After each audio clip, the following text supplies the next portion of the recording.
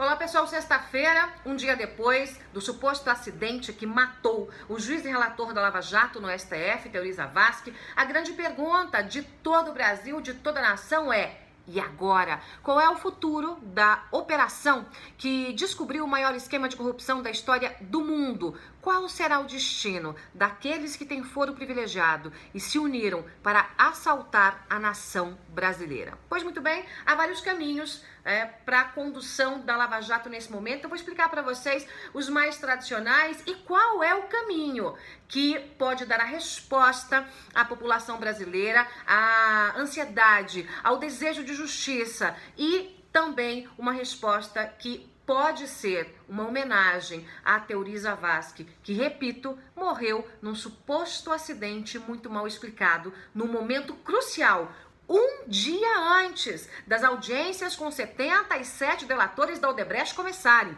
um dia antes e uma semana antes do próprio Teori Zavascki homologar as delações. Isso pode ser resolvido agora, no momento em que o STF está de recesso? Sim, e eu vou te falar como, por quê, de que maneira, em instantes. Primeiro vamos aí aos caminhos tradicionais, os caminhos tradicionais que inclusive podem fazer com que todo o rumo adotado por Teori e seus juízes que ajudaram nas investigações, os juízes auxiliares de Teori Zavascki, que todo esse rumo seja mudado. Então, que caminhos são esses que não são caminhos desejáveis para a nação brasileira que quer justiça? Bom, a primeira coisa é pegar toda essa relatoria e passar para um outro ministro da segunda turma. Por que segunda turma? Segunda turma é a turma que Teori Zavascki, da qual Teori Zavascki fazia parte. Tudo bem? Tudo bem. Só que a segunda turma está incompleta.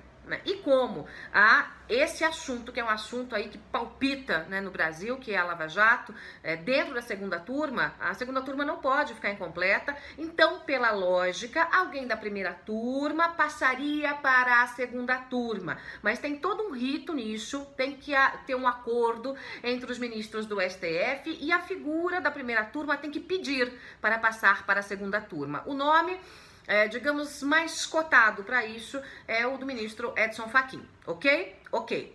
A outra possibilidade, a própria ministra Carmen Lúcia pode convocar uma reunião com o pleno do Supremo e dentro do pleno, com todos os ministros da corte, fazer também num acordo essa redistribuição. Então tá bom, quem quer? Eu fazem ali a redistribuição e aí isso pode cair em mãos como o do ministro Lewandowski, já imaginou? Em mãos como o do ministro Dias Toffoli, já imaginou? Já imaginou o que seria o futuro da Lava Jato caso toda essa relatoria caia nessas mãos como o do próprio Lewandowski, repito, que rasgou a Constituição no dia do impeachment da presidente Dilma Rousseff? Você teme? Eu temo. Eu temo pelo futuro da Lava Jato. Mas o que pode acontecer? O Brasil todo está numa agonia, porque o ministro Teori Zavascki, por mais que algumas decisões dele gerassem críticas, eu mesma critiquei algumas decisões dele, ele estava com mão firme dentro da Lava Jato. As decisões dele eram decisões, a grande maioria, à exceção de uma ou outra, eram decisões corretas. Os juízes auxiliares de Teori Zavascki são grandes juízes que investigaram tudo com ele, acompanharam tudo com ele, inclusive o processo da delação da Odebrecht. Então, qual é a saída para esse momento, que é um momento urgente para o Brasil? Há uma saída. E a chave está nas mãos de uma mulher chamada Carmen Lúcia, presidente do Supremo. O STF está de recesso, Isso quer dizer que ele vai voltar só em fevereiro. E se esse rito tradicional do regimento interno for cumprido, a gente vai ter um atraso de meses e meses, quiçá anos, dependendo do juiz que assumir esse papel, e em especial aí o papel de homologar ou não as delações da Odebrecht. O Teori Zavascki já tinha deixado muito claro, o próprio filho dele deu entrevista dizendo sim, ele homologaria. Os juízes auxiliares sabem disso, já nos corredores, internamente, já tinham a informação de que sim, ele homologaria. Então, Carmen Lúcia, presidente do Supremo, em época de recesso, é a responsável pelas decisões emergenciais. Ministra, essa é uma decisão emergencial para o Brasil e uma homenagem ao ministro Teori Zavascki. A senhora pode homologar as delações. A senhora pode homologar todas as delações da Odebrecht. A senhora tem o poder constitucional para isso. E o Brasil precisa que a senhora assuma essa responsabilidade. É claro que esse acidente, que não tem cheiro de acidente, tem cheiro de atentado, é claro que isso vai amedrontar os ministros do Supremo e tantas outras pessoas envolvidas nessa investigação.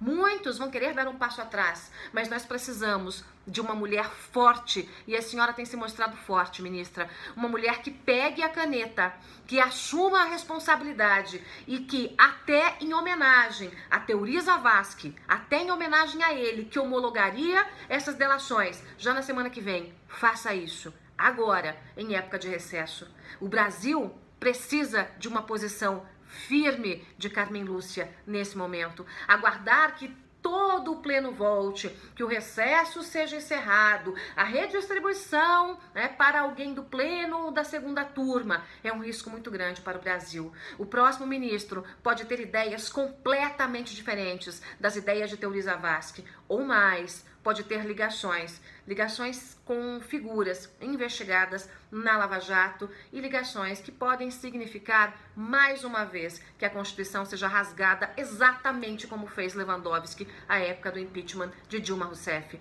Esse é um assunto importante demais, não só para o Brasil, mas para o mundo. E a ministra Carmen Lúcia pode resolver esse problema. Ela precisa de duas coisas. Primeiro, coragem. E ao que tudo indica, não lhe falta. Carmen Lúcia é uma mulher corajosa, mesmo nessa época em que todos olham para o que aconteceu com Teori e todos, o Brasil inteiro, desconfia do que parece óbvio, que isso não tem cara nenhuma de acidente. Qual é a probabilidade de um avião cair? Pequena, né? Qual é a probabilidade de um avião cair com o único ministro do Supremo que acompanhava, o único relator da Lava Jato?